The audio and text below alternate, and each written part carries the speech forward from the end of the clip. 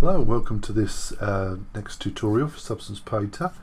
It's a little bit longer than a tip, but I think it'll be a bit shorter than a full-on one. I just want to go through the process whereby you can combine lots of functions within Substance and create something, well, a texture. So this tutorial is completely using Substance, default Substance functions and generators and textures. So, well, I'll stop waffling and let's get started. So let's close out. So we'll go File and New, and I have a simple plane that I've created. It's got quite a lot of geometry in it, but apart from that, it's fairly plain. So I'll click OK for that. Let's get going. So there's my plane, there's my UV, it's one square in the middle of the 0, 1 space. So what I've been mulling over in my head is how can I show the how you can combine things together, textures and functions and things to get an effect, because a lot of what I do and what I've shown, it's all kind of hidden in great stacks of masks and such like. So I wanted to try and make a way of making it clearer, and this is what I've come up with, and I hope it's good. Okay, so I've got a layer, and I'm going to delete that, and I'm going to pop a fill layer in, and let's take that up, and I'm going to turn everything off except height. Sorry, not height, colour. That's a good start. And for this colour, I'm going to use a tile generator. So the tile generator is very handy. Let's go and have a look at it. It's down here somewhere, under the T's presumably. There it is. So I've got a tile generator here, and I can drag and drop that onto my base colour, and it gives me a tile.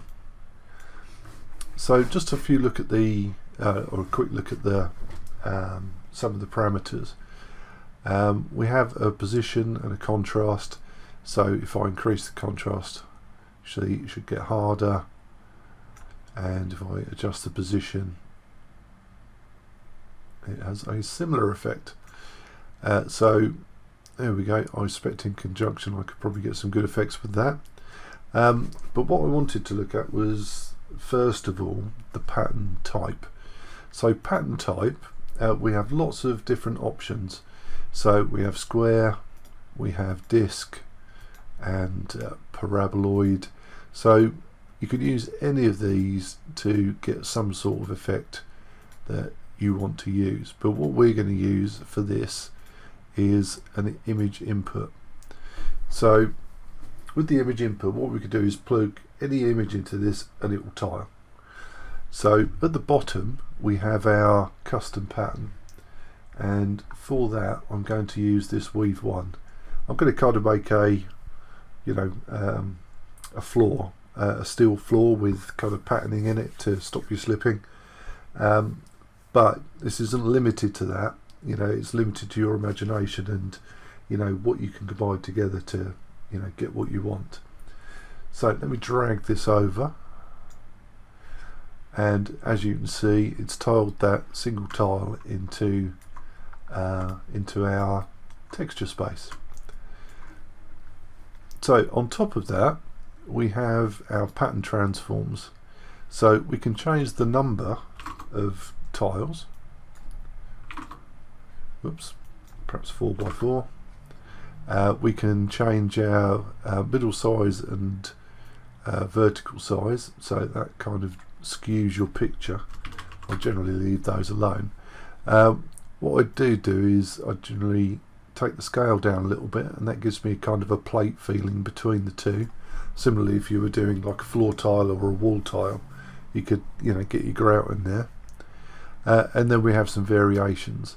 So if I do that, you'll see each tile gets a kind of a different level, which might be great for some effects, but in this case I'm quite happy. So offset I'm not going to use here but if we use offset, we can offset our tiles to, you know, behave differently, you know.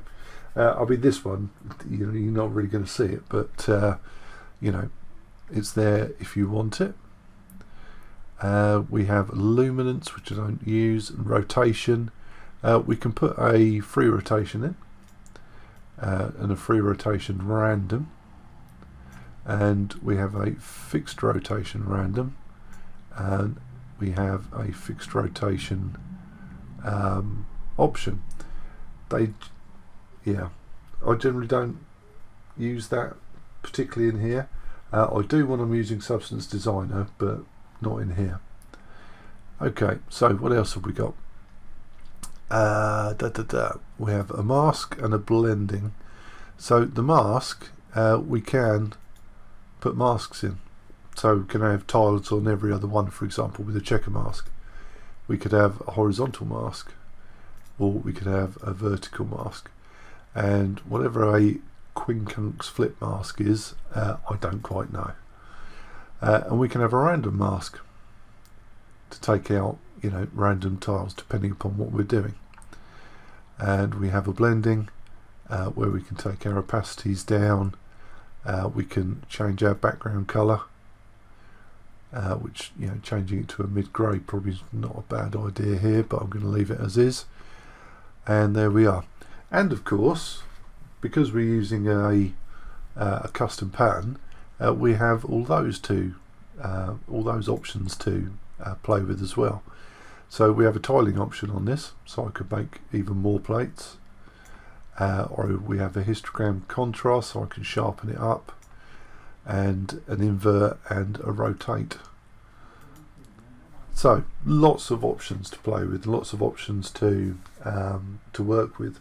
But what am I trying to do? Well, I'm trying to make something look like a texture, and this doesn't really look like a texture at the moment. And that's because this layer is not going to be my texture. So what I'm going to do is add a fill layer above this, and for this one I do want it to be just height for the moment. So what I want is for whatever I put in this fill layer 1, which I'm going to call my function layer. Oops. I'll retype it later. I want to use above it. So I want to take this data, this black and white data that I'm generating, and push it up and have it used by other things. And the first thing I want to do is use it in layer 2 for the height. So all I need to do is click in the height. Whoops, no I don't, I haven't added something yet. So I'm going to right click on the function layer, and I'm going to add an anchor point. That's all I need to do there. And then on this layer I can right click, sorry, having a moment. I can click in the height, go to anchor points and pick my function layer. Now on my function layer everything's on the colour, so I can see it.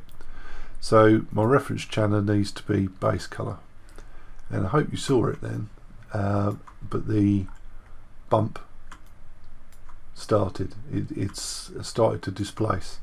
And just a little aside, if you go to your shader up here and then go to this little pyramid, which is your displacement, make sure displacement's enabled, and then you can increase the scale, and you'll see it goes a bit nuts and looks a bit rubbish. That's because we haven't got enough geometry in our model, and we just need to increase the subdivision. So I'm just going to increase the subdivision a bit so you can see it, so you can see that it's actually doing what I say it's doing. I'll just take that down a little bit. There we go. Okay, so now that I've got that height generated in, what I want to put is some variation across it, because it's very generated at the moment, it's very mechanical, and I want to take away some of that mechanical kind of look. So we'll do that in the next section.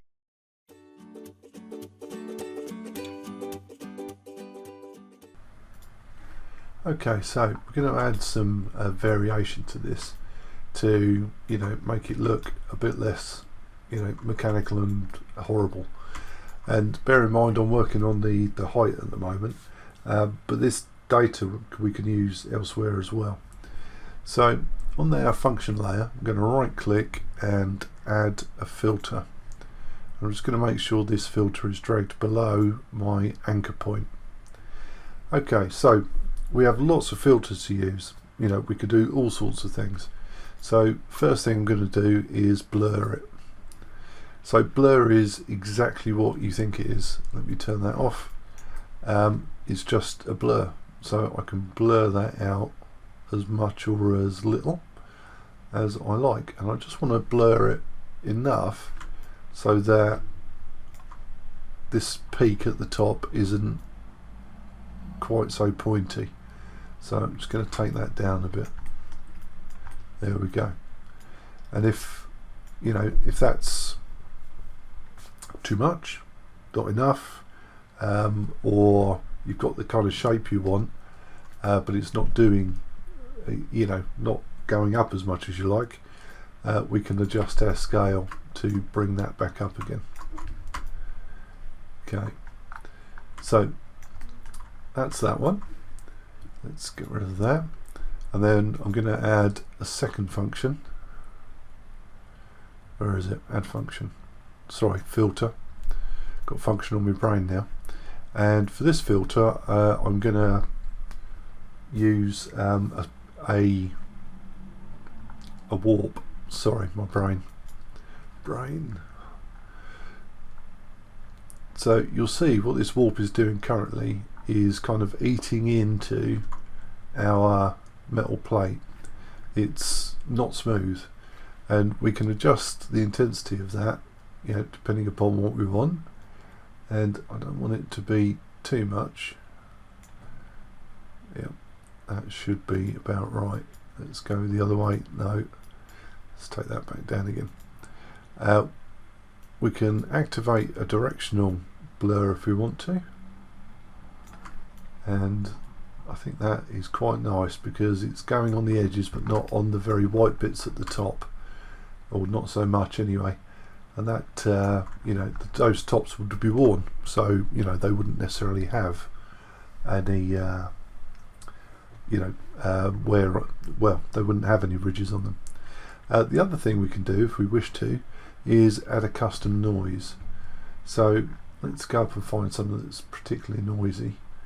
Let's try this grunge dirt and drag that in, and then we need to change our source type to custom noise, and that should change. So let me change that back and back again. So it's not really changing, and that's possibly because I've picked something that's quite close to the original. So let's go back to default. No, let's go to custom noise and then pick something a bit more dramatic and up the intensity. Well, actually it's not changing because I'm looking at it and it's I'm not actually looking at the noise. Let me turn this top layer off and turn that off. There we go. So now I've got kind of splotchy noise all over the place, and if I get something a little bit more even than that one, you'll see that in some places I've got it, in some places I haven't. It really rather depends on this input, and if I were to put money on it, I'd bet that these kind of big unwarped spaces are down to these little white splodges on the map. So let's try something else. Let's try this one. There we go, that's a bit more.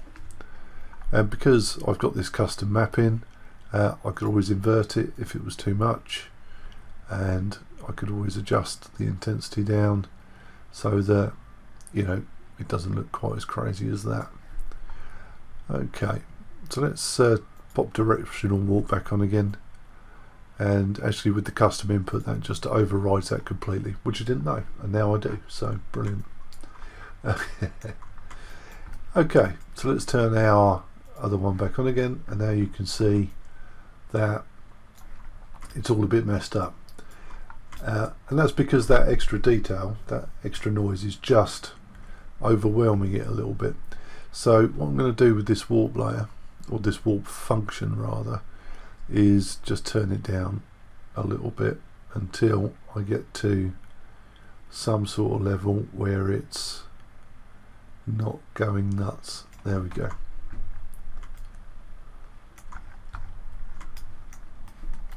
So it should be from a distance, you know, you pick up the information, but you know, it's not in your face.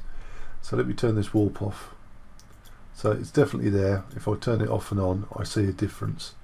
But if I were too far away, it may be that I see no difference at all. I still see a difference from that direction. So yeah, no problem.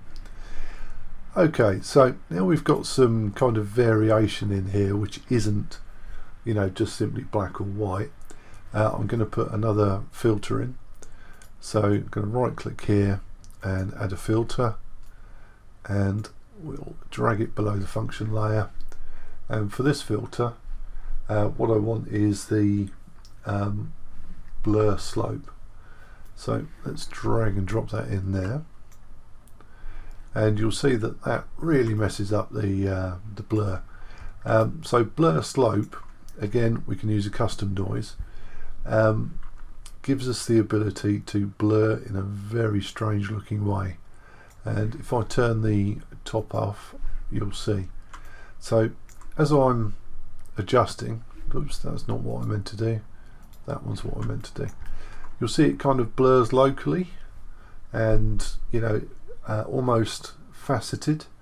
So if I up these, we'll get a finer one. But you know, it gives you a real bit of control over, you know, what's going on. You know, this could be a hammered effect, you know, how like hammered metal, you see the planished you know, bowls and such like. There we go. So once you've got the kind of scale you want, and I think I might go to 1000 on that one, and take my intensity down just a touch. Let's go back to 100. I think 100 is too big, or my intensity is too much. Really rather depends on how old these plates might be, I guess. But yes, so now we have a more all over kind of even wear to these, or height, and we've got some kind of stripes and striations and scratches and bits and bobs in it, and I think that's looking good. And you know, these ones that look grayer than these ones, that's only because, you know, that's where the light's going. Okay, so in the next one, what I'm going to do is start to put some larger kind of dents in this thing, and then we'll see where we go from there.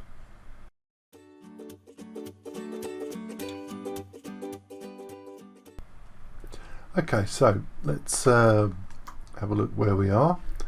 I've just made a bit more space up here so I can see what's going on, and what I want to do is add some broader kind of features to this. Nothing too big, because you know, this is probably going to tile, and you know, if I have too big of features here and there, then it's, you know, it's just somewhat I've got to hide elsewhere. So let's add a fill layer and drag it below the function, and on this layer we're going to go and find some sort of spotty looking piece. So let's have a look at this Gaussian, and whoops, need to turn all this lot off, pop that into the color, and then change the blend mode.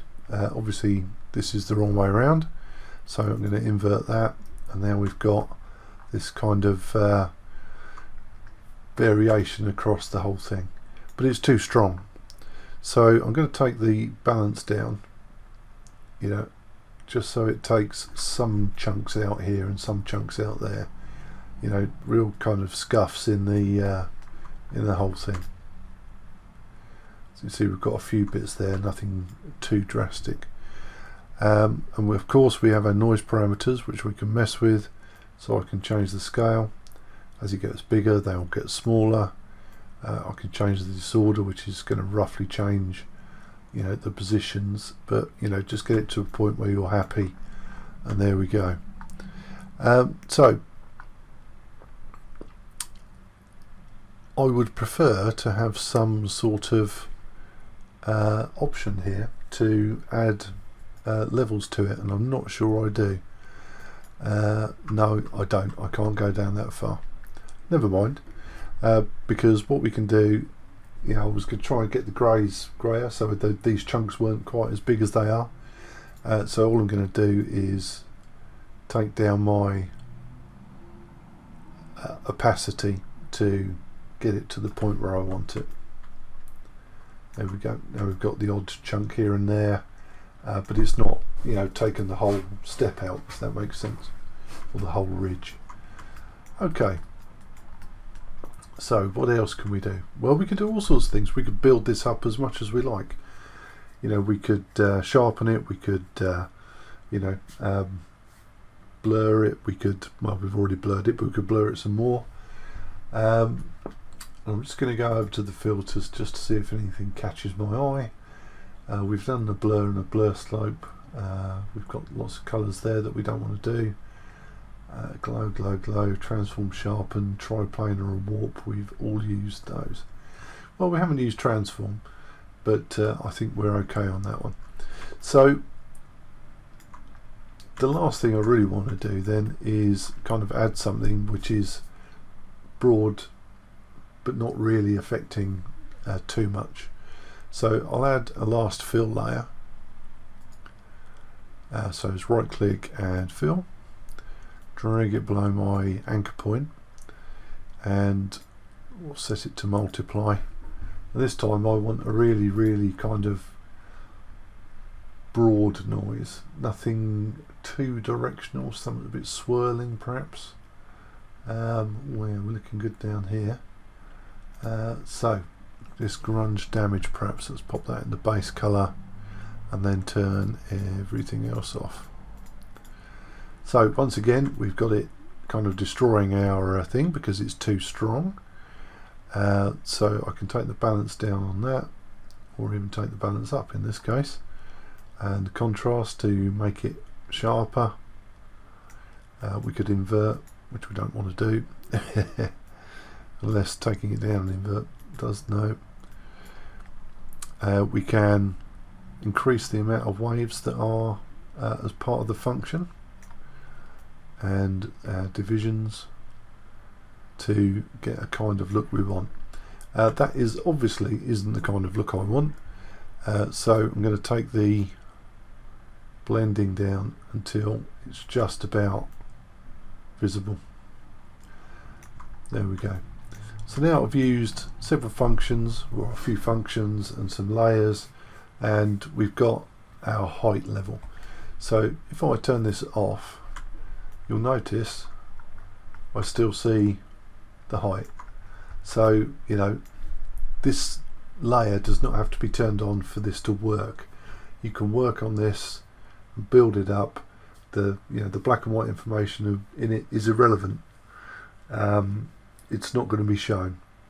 So what we'll do in the next you know, couple of sections is just take those functions and use them to drive other channels. So I will talk to you in the next section.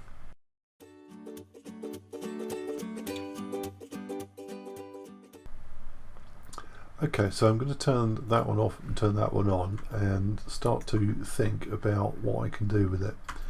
So I may want to drive the you know, the roughness above, you know, with this.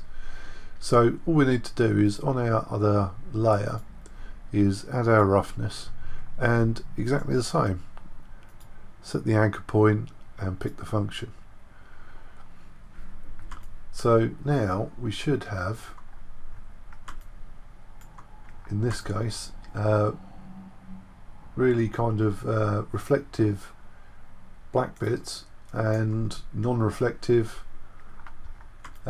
raised bits, white bits. excuse my ridiculousness. Now you'll notice on each of these anchor points we have a couple of options. Well, actually, first of all, I need to change that to base colour. It's probably why it wasn't showing up quite so much as I wanted it to. There we go, now it's showing up. So we have a levels node. So with this, you know, actually this is the wrong way around for me. I want it to be kind of the other way around. So let's put it the other way around by switching the black and the white. And now my white should be reflective, which it appears to be, and my black is not. And if I fiddle around with those, I can adjust it such that maybe one is more reflective than the other, but they're both a bit reflective. So let me take that up and bring that one down. So now I have a reflecting value in there, and the black is, yeah, the black is kind of okay. I want to take it a little bit closer, make it a little bit shinier, and then I'm going to move the white closer to it to get a similar kind of level. So now I've got semi-reflective bits but differences across the whole. And if we turn that off, there we go, we should see that. And of course, you know, I could drive the colour off this as well. So let's have a go at that. I'm going to right click, whoops, not right click, I'm just going to go and find the properties list, add colour in. Now I could just go and just put a colour in, you know, like a dark grey metally kind of colour, or we could use our anchor point and adjust it. So on the base colour I'm going to use my anchor point, and now the colour is in here. But of course that colour isn't what I want. I don't want that colour. It's too black and it's too white. So in the base colour channel, I've got base colour selected as my reference channel. I can change the values down here on my levels node to get to somewhere where I want. So yeah, I'm demonstrating that in this case because, you know, that's kind of what I was, well, I mean, it's what I'm trying to kind of demonstrate, but you know, that's not really suitable for this. So I'm going to turn the colour off. Actually, I'm going to add a layer above it and use perhaps a steel. Let's type in steel.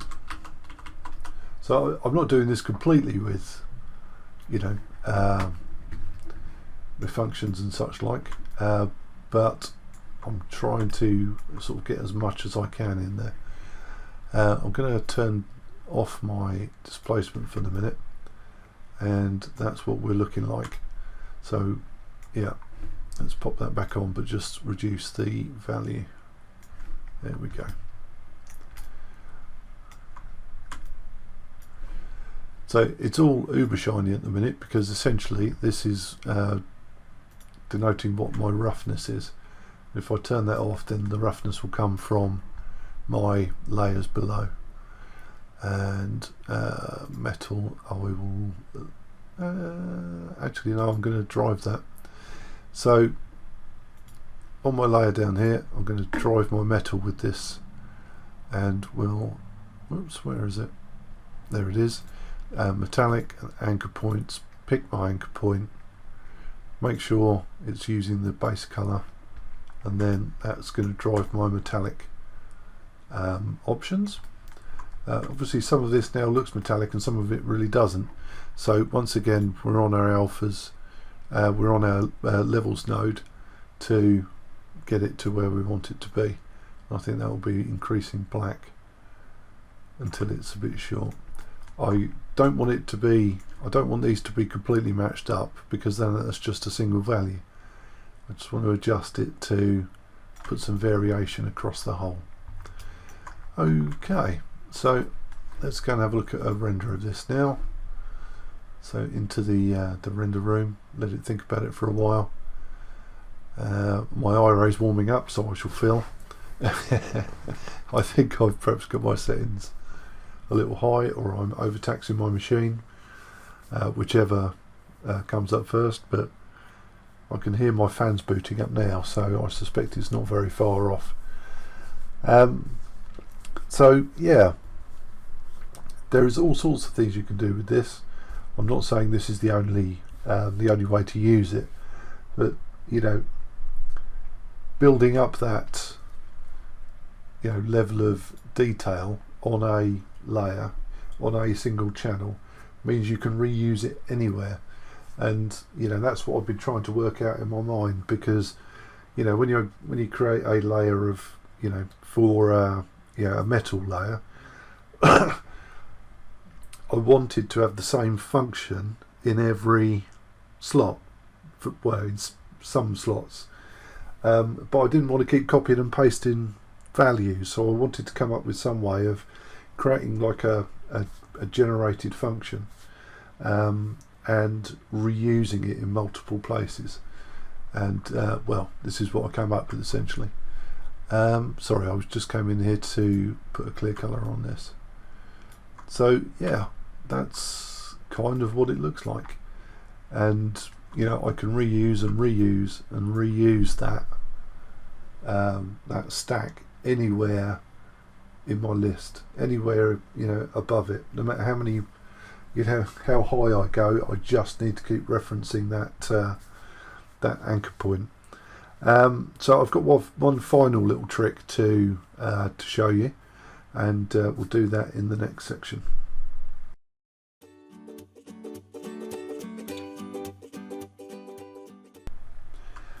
Okay, so say I wanted to take some of this function and use part of it somewhere else,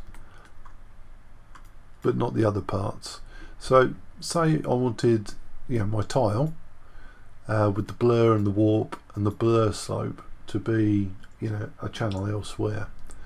So what I can do is add another anchor point,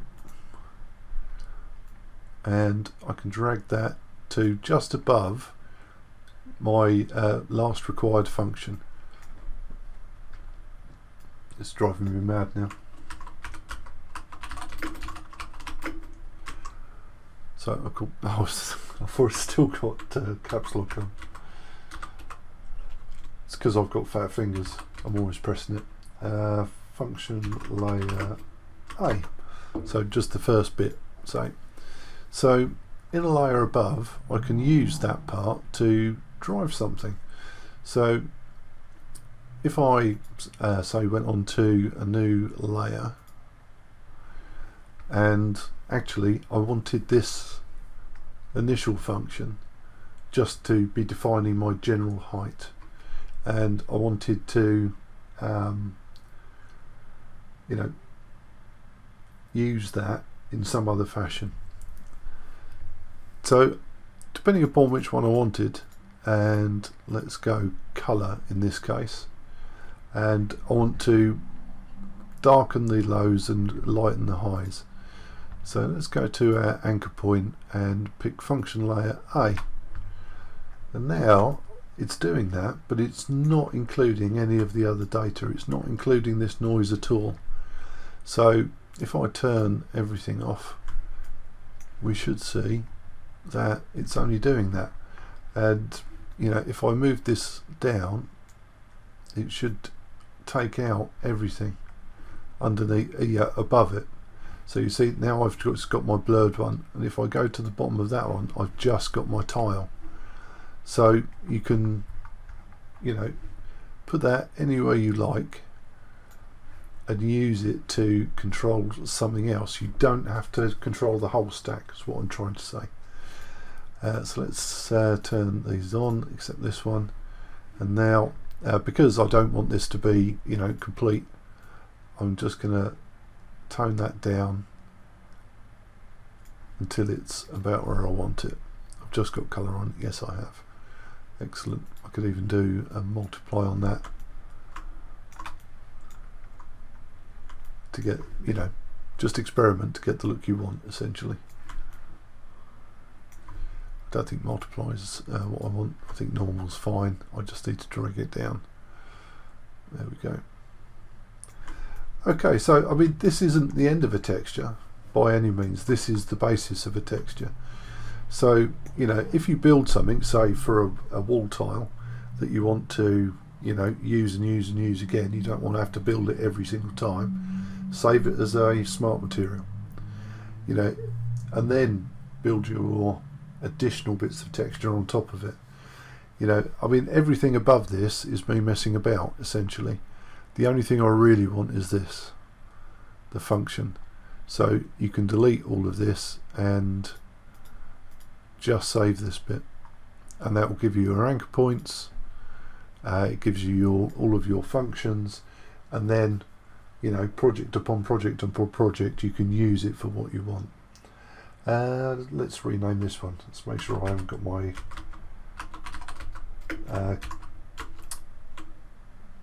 caps lock on again. B. There we go. Okay, so I really hope you found that useful. I know it's not the most exciting of tutorials, or, you know, has come up with anything you know, particularly spectacular at the end, but I think it's kind of important to know that this is a possibility, and that, you know, you can do many things with this. I mean, even on this one in the function layer, all I have to do is take out my custom pattern. I can put anything in there I want. You know, it doesn't even have to be a tile like that. I could put a tile like this in it, and I've got a completely different look.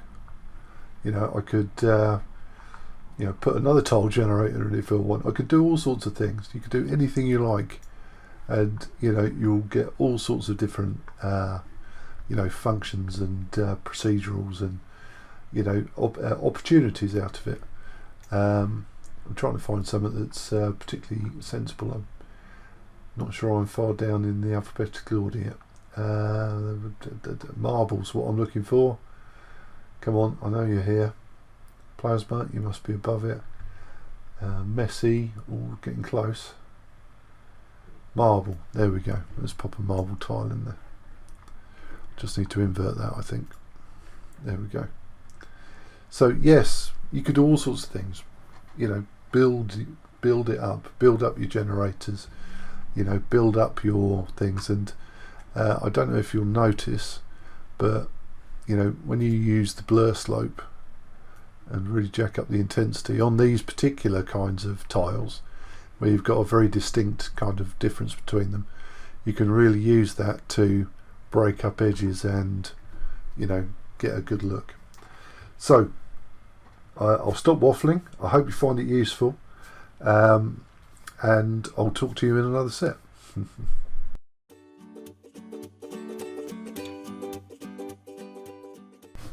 Okay, I couldn't resist one last quick one. So let's pop a fill layer on there, and I'm going to add a black mask to it, and to my black mask I'll add a fill. And in there we'll go and select our functional layer, but the lower one, the one that's just the basic information without the noise. Okay, so with the layer selected, I'm now going to select my rust, and you'll see it comes in very nicely, but it's coming in on our peaks, which is completely the wrong place. So I'm going to go down to my fill layer, find the levels on my anchor point, and switch the white and the black over. There we go. So now it's in the right place, except it's all a bit, how can I put it, uniform. Let me just adjust this because I want to take it down a little bit, only a little bit though. There we go. So I'll add another fill layer to this, and in the fill layer we'll go and find something to break it up. What have we got here? Grunge. Drag and drop that in. Set our layer to multiply perhaps. Let's go and look at the mask channel. See what that looks like. Let's turn it off. Yeah.